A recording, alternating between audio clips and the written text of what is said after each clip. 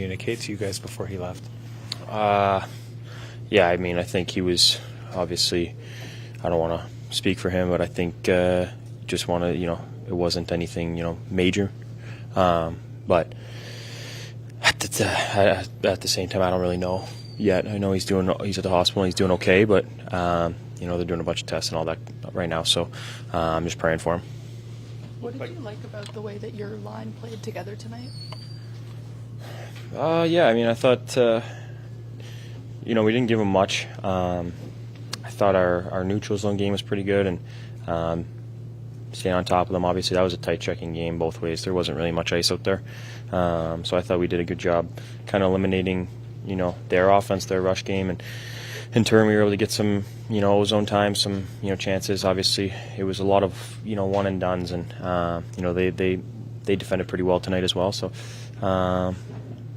yeah, it was a good checking game. It was a close one. I thought our line, did pretty good, and stuff to build on. Once again, you guys looked like you had it, and we're going to snap this losing streak there. What could have been done to avoid that result? I mean, we could sit there and pick plays out, but I think, again, it's just, we're battling. We score a goal late. They get one right after. It's like unlucky bounces. It's not, we're playing hard. We're doing whatever it takes. It's like, they throw into the net and it drops off a guy's stick right into their guy sitting on the back door. It's like unfortunate, and then obviously the result in overtime there, getting the penalty. It's just like, it's tough when you play that good of a game again, and that's the result. Something, it's out of your control. It's tough to swallow that one. What have you learned in terms of handling the emotions and the ups and downs, especially with these one-goal games? Yeah, just trying to stay in the moment. Just trying to, obviously, we've had quite a few of these now where it's back and forth, or we're winning late and something happens. Just trying to stay even keel. Just trying to play to the final buzzer, and it's going to turn for us. It has to. It's not going to go like this all year. I mean, we're putting forth good efforts. It's lots of our game to be happy with, to be proud of, and we're just not getting the results right now. It sucks. Is it fair to say this is kind of leaving you baffled? To your point, like teams in last place, or teams who go on 10-game losing streaks, a lot of times they've given up. They're not putting in the effort. They're arguing. It seems like you guys are doing the right things. Are you baffled by this? I mean, yeah, there's obviously a couple nights where, we don't deserve a good result, but there's been plenty of nights in the last little bit here that we deserve better. We're playing really good. We're playing hard. There's no quit in this group. I mean, like you said, guys, some teams would throw in the towel. I feel like we still have fight. We still have belief and hope in this group, and we know what we're capable of, and we just need one of these games to go our way, get some confidence, get some momentum, and then we're off to the races. And I think, one of these games go our way, and we're going to be in good shape. It's just, we're playing well and doing a lot of really good things. It's just, it's tough to, get that one at the end. Last one, Luke Shen tonight, referencing the goal, the big hit on colours. Are there things you saw from him today? Yeah, it's great. I mean, first off, congrats to him. 1100's pretty special. He's obviously he's a great guy, great teammate, a guy for me that I can learn a lot from, being around for so long. And you guys know how he plays. He plays hard and heavy, and brings a lot of jam to our team, and it's great to see him get a goal there and chip in offensively. Obviously, he doesn't do that as often, and he usually brings his physicality and shot blocking and that stuff. So to see him score, it was it's really happy for him, and also then you see what he can do. You catch a guy with his head down in the neutral zone, and he can make you pay for it. So it's just super happy for him and his family, and 1100 games is pretty awesome. Thank you.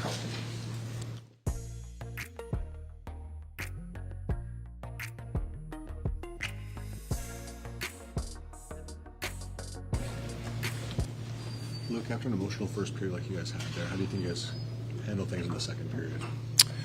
Yeah, I mean, obviously the second period I thought was, we had some looks, and I thought we did some good things. Obviously, what happened there to Fleurs, we just hope he's okay, and you never like seeing that, of anyone in the game, doesn't matter which team, but when you got a buddy like that and a teammate and a friend, in a spot like that, obviously it shakes guys up, and I think, trainers, doctors, everyone did a great job, and just thinking of him and, praying that he's going to be fine. Can you give us your take on, how Adam, how you afterwards, how you felt the team needed to respond to and handle that situation? I think Laus did a great job. I mean, that's why he's the captain, steps up in those types of moments, and good on him. I mean, I actually still haven't even seen it. I was, following the play up and looked behind and saw Fleurs there, and I still haven't seen the replay. But obviously, Laus did a great job stepping up and just, that's what leadership is, sticking up for one another. And, he handled it correctly, and I think that's the way things should be handled, in situations like that. Was he able to communicate much to you guys before he left the ice? I wasn't really around too close to give you a good answer on that.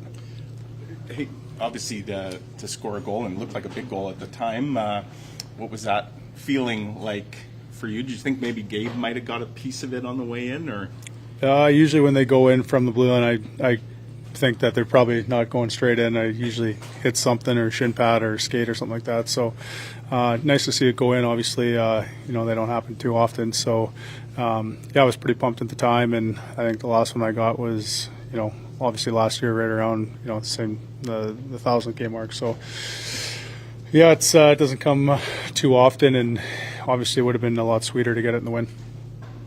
How do you make sense of the efforts this team is putting forward, the kind of hockey you're playing, and it lining up with the results that you're getting?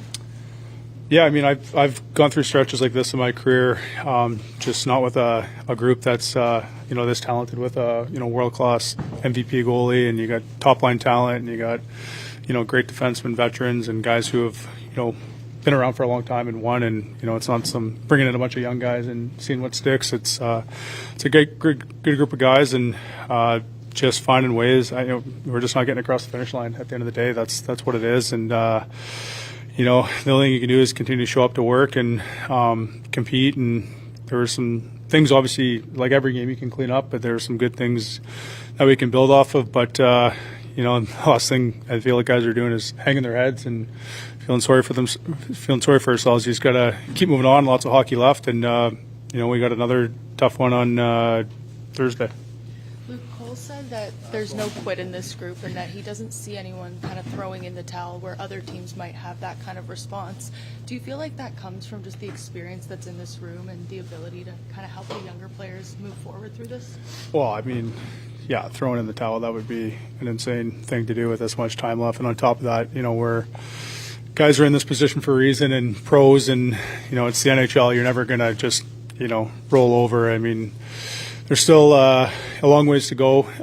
Each and every day you're playing for something. Each guy can kind of reflect and think what he's playing for on top of the team, and guys will still continue to show up and compete every night. And obviously, it's been a crazy stretch, and obviously a lot of things haven't gone our way. But it's no excuse. We got to find a way to continue to keep pushing and start with one, and like I mentioned this morning, and just go from there. Thank you. Thank you.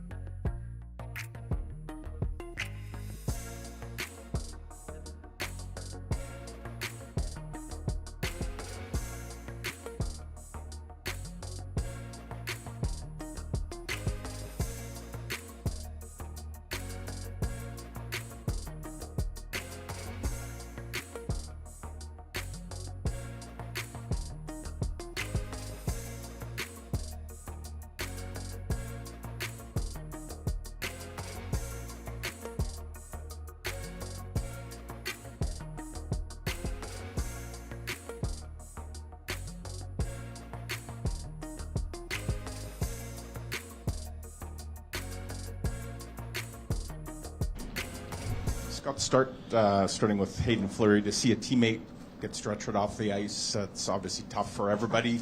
How did you, on the play itself, what did you think about the collision that caused it and maybe the response by your team?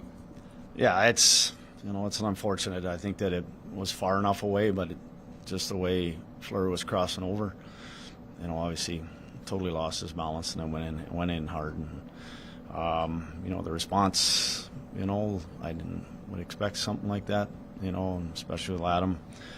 The one thing that, Colasar didn't back away either. So at the end of the day, it got settled very quickly, and that's hockey, but you hate to see that stuff, obviously, that, scary situation. I know the team had said he had gone to the hospital. Is there any further updates? He's at the hospital. He's be staying overnight. Obviously, he's got a lot of tests to go through. So, there are some. He does have a broken nose, so there's a few different things that kind of happen off it. So, a little bit of everything. He obviously slammed his back, hit his neck, hit his head, and then obviously his nose. And he has the concussion history as well, which. Just in the overtime sequence there, things are obviously frantic. Did you have a good look, or have you had a good look? There's certainly some people who thought maybe the Vegas goaltender might have thrown his stick in the direction of Morgan. Did you see that? We looked at it. He dropped his stick. The stick never touched the puck. If the stick touches the puck and pushes it away, he just dropped it, trying to come across. So on purpose, by mistake, I'm not sure, but it never made contact with the puck. So that's kind of the rule how it sits. And then just obviously the penalty you took. It's back and forth, and yeah, all the chances that we had and the looks that we had, and this is just Groundhog Day, right? It's something happens. It's these things seem to be happening a lot recently, so just got to stay with it. I know it's hard to say and hard to hear, but we got to find a way. Yeah, now we're 12 seconds away from getting out of that one.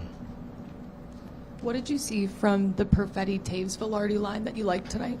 Yeah, obviously, that was a big goal in that first period, and they did a lot of good work. They certainly, they hunted the puck, and then Gabe retrieved it, and a real good job of us finding that guy in the middle. JT made a heck of a play. So and then even the Shen goal, they're the ones on the ice that kind of started. I know Lau jumped on, but again, it's given us secondary scoring, and that's what we talked about. So it got us off in our building, off to a pretty good start. So, you like to finish it when you get that lead, but at the end of the day, there was lots that I liked there. Cole Perfetti was saying that there's no sense of anyone throwing in the towel. He still sees the effort day in, day out from this group. How much encouragement does that show you as a coach to kind of know that things can turn for this group? Yeah, it's obviously what I expect from our group, and it's and at the same time, they expect it from each other and not letting each other off the hook. We still got 41 games to play. You have a job to do. You get paid to do, and got to find a way. You got to stay in these games and find a way to win these games now. I know it's a point, but at the end of the day, we need more than one. So, I liked a lot of what happened today, but again, it's the end result. It's the end result that we have to improve on. Just interested in your breakdown of the game and what you think you could have done to come out with a different result.